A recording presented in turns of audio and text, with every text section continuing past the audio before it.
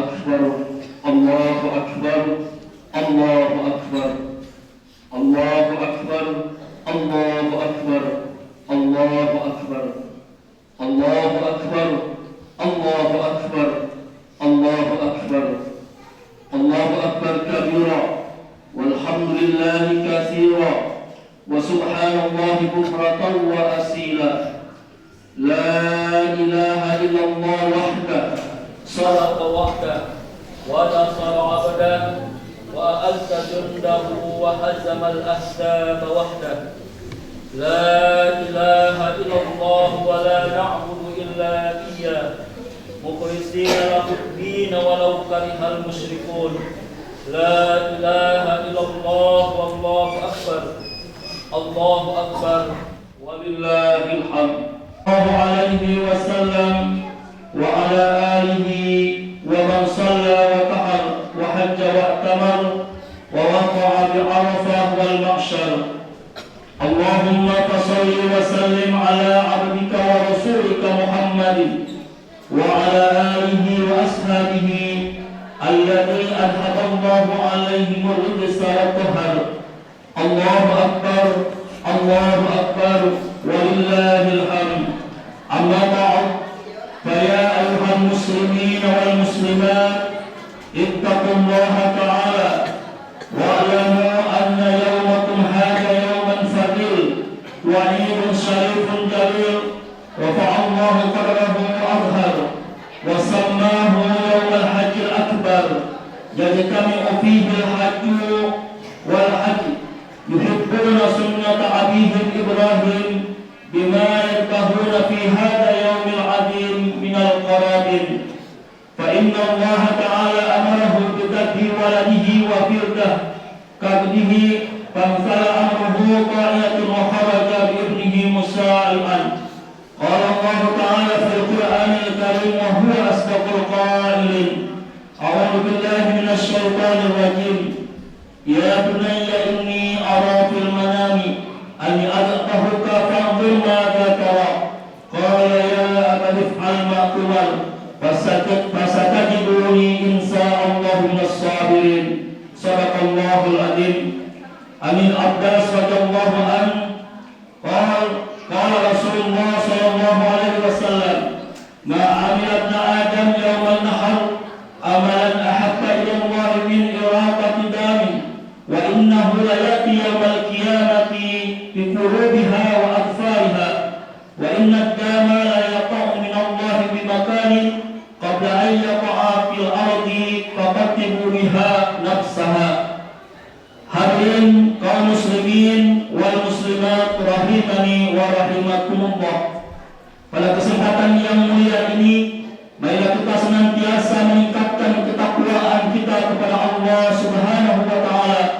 Artinya bertakwa dengan sebenar-benar takwa dengan melaksanakan seluruh perintah-perintah Allah dan meninggalkan apa-apa yang dilarang oleh Allah Subhanahu wa taala. Baik dalam keadaan lapang maupun sempit, baik dalam keadaan bersedih atau bergembira, baik dalam keadaan ramai seperti sekarang ini maupun dalam keadaan sendiri-sendiri atau dalam sepi. Ketakwaan ini harus kita jalankan dengan sesungguh-sungguhnya dan harus kita jalankan dalam kesempatan hidup yang masih ada ini. Karena hanya dengan ketakwaan lah yang akan menyelamatkan kita dunia dan akhirat. Allahu Akbar, Allahu Akbar, Allahu Akbar, walillahil hamd. Allah yang Maha Besar, hanya kepada Allah segala puji. Jamaah yang dimuliakan Allah, dimulai tadi malam kita seluruh kaum muslimin telah mengumandangkan takbir, tahmid dan tahlil guna untuk menyambut datangnya hari yang mulia, yaitu hari Idul Adha, hari kurban, yang mana Allah Subhanahu wa taala mengangkat hari ini sebagai hari ibadah haji yang mulia, yaitu berkumpulnya kaum muslimin di tanah Mina untuk menyempurnakan ibadah haji mereka, dan kemudian mereka diiringi dengan penyembelihan binatang-binatang kurban. Allahu Akbar, Allahu Akbar, walillahil hamd. Hadirin wal hadirat yang dirahmati Allah, sebagaimana kita ketahui bahwa disyariatkannya penyembelihan kurban pada hari Idul Adha ini adalah untuk dari peristiwa yang terjadi pada Nabi Ibrahim alaihissalam, Nabi Ismail alaihissalam, dan istri beliau atau ibunda beliau Siti Hajar. Kedua peristiwa ini adalah sebagai contoh bagi kita bagaimana keluarga besar ini, di samping kedua orang yaitu Nabi Ibrahim dan Nabi Ismail sebagai nabi, namun mereka pun adalah sebagai manusia seperti kita. Nabi Ibrahim berpikir sebagai nabi, sekaligus beliau pun sebagai suami dan ayah dari anaknya.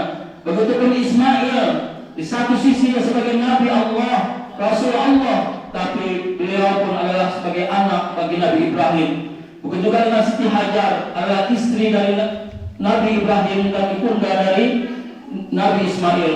Bagaimana kita Islam mengajarkan tentang peristiwa dan keluarga ini, ketaatan kepada Allah yang sangat luar biasa. Ketika diuji dengan ujian yang sangat berat, ketika datang wahyu kepada Nabi Ibrahim dalam mimpi beliau untuk menyembelih anak yang selama ini mereka berdua sangat dicintainya, untuk dikorbankan, untuk disembelih demi untuk taatan kepada Allah Subhanahu wa taala.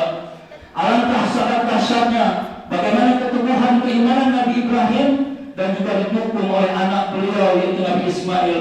Ketika disampaikan kepada putra beliau, ya Ismail, kalau apa, perhatikanlah, pikirkanlah apa yang perlu pendapatmu. Ketika aku diperintahkan untuk menyembelihmu, maka tidak ragu lagi. Ismail pun mereka menyerahkannya kepada Allah Subhanahu wa taala dan mendorong ayahnya, wahai ayahku, laksanakanlah apa yang diperintahkan Allah kepadamu, dan niscaya insya Allah engkau akan menemukan aku orang-orang yang bersabar. Begitu juga dari istri beliau, tidak ada satupun halangan atau penjagaan untuk membatalkan ujian ini. Subhanallah, jemaah yang dimuliakan, inilah sebagai pelajaran bagi kita. Tentunya walaupun kita bukan sebagai nabi, tapi wahyu itu sudah ada di hadapan kita. Wahyu yang disampaikan oleh malaikat Jibril melalui nabi kita sebagai panduan hidup kita. Bagaimana kita bisa meyakini menjalankan wahyu dan apa perintah-perintah Allah itu. Oleh karena itu, dalam kesempatan momentum yang sangat baik dan mulia ini, mari kita sama-sama introspeksi diri. Mari kita sama-sama ambil pelajaran dari keluarga besar Ibrahim, bagaimana ketaatan beliau di dalam menjalankan perintah-perintah Allah Subhanahu wa taala. Walaupun sekaligus ujian itu sangat besar. Nabi Ibrahim tidak mau mengalahkan kecintaannya kepada Allah dikalahkan oleh kecintaan kepada anaknya. Padahal saat itu seorang anak yang diharapkan oleh Nabi Ibrahim dan istrinya adalah sangat didambakan dan sangat dicintainya. Namun karena ketaatan kepada Allah, mereka semua rela untuk mengorbankan atau menjalankan tugas perintah dari Allah Subhanahu wa taala. Inilah tugas bagi kita kepada kaum bapak, orang tua. Mari kita perintah keimanan kita. Mari kita pelajari wahyu-wahyu Allah yang sudah ada di hadapan kita, yaitu berupa lembaran mushaf Al-Quran. Patut dan wajib kita pelajari sehingga keimanan itu akan tumbuh dalam diri kita. Bahkan kita berharap minimal ada keinginan untuk melaksanakan itu, sehingga kita tercap sebagai orang yang bertakwa menjalankan seluruh perintah-perintah Allah.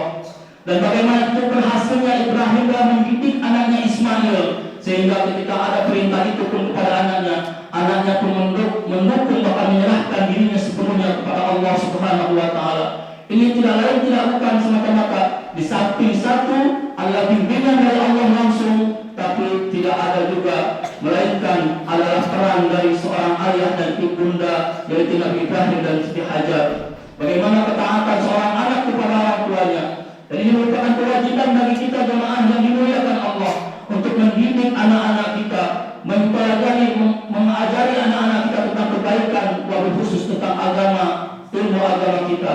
Kita di tengah-tengah hidup zaman akhir ini, betul dahsyatnya fitnah akhir zaman.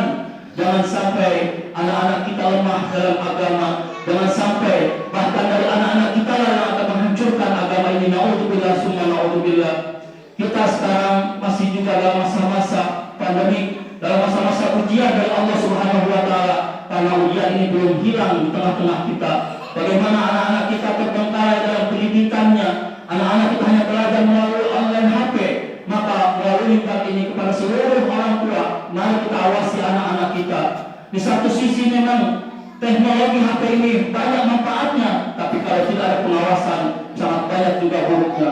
Beberapa minggu yang lalu Khatib pernah ikut di negara Sitalang dalam suatu sosialisasi tentang stunting, yaitu perkembangan kegagalan perkembangan anak-anak, baik dalam perkembangan pertumbuhan badannya ataupun dalam pertumbuhan secara motorik atau pemikirannya.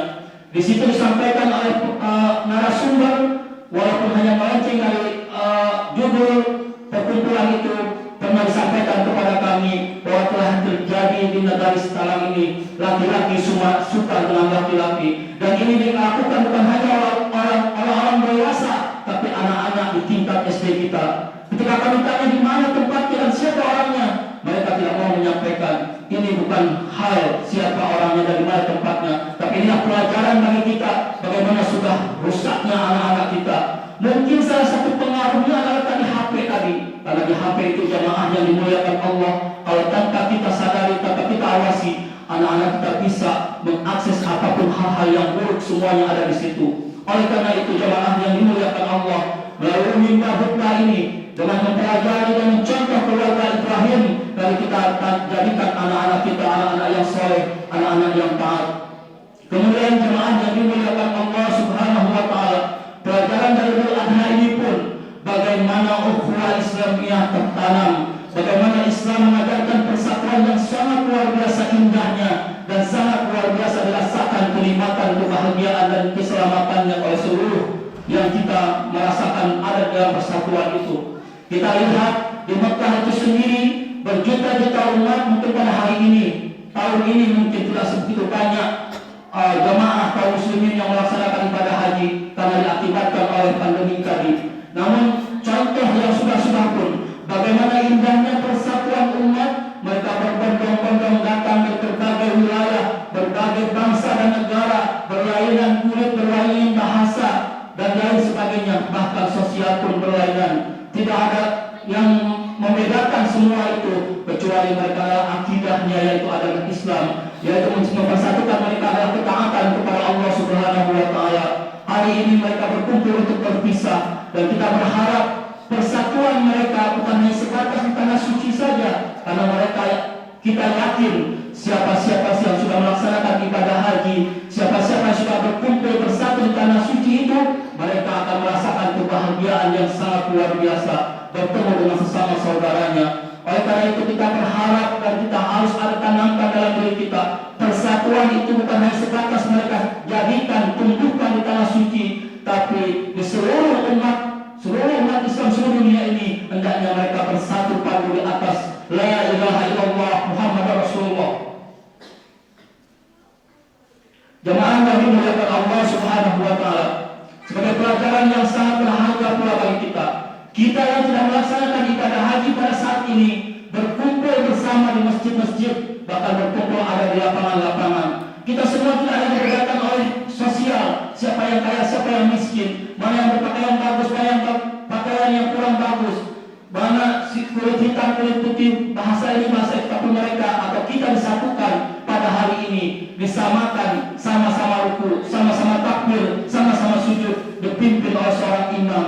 Tidak pun satu orang antara kita yang menyelisihi imam tadi. Oleh karena itu jemaah yang mulia, dalam kesempatan ini pula, sebagai kita orang yang beriman dan benar-benar muslim, maka tanamkan dalam hati kita untuk memperkuat akidah persatuan kita, untuk ditanamkan rasa sosial kita, karena di hari raya Kurban ini telah diajarkan kepada kita tentang bagaimana kita kebersamaan kita, saling sayang menyayangi kita, bagaimana para saudara-saudara kita yang sudah mengorbankan sebahagian rezekinya untuk kita berikan kepada sesama kaum muslimin.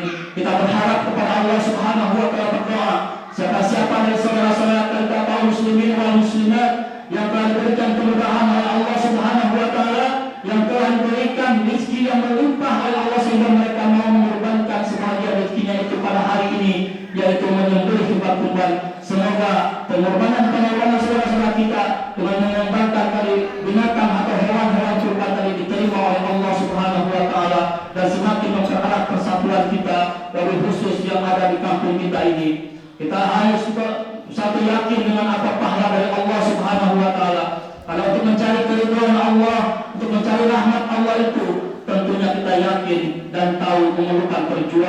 bukan tidak gampang, perjuangan yang berat yang harus kita lakukan.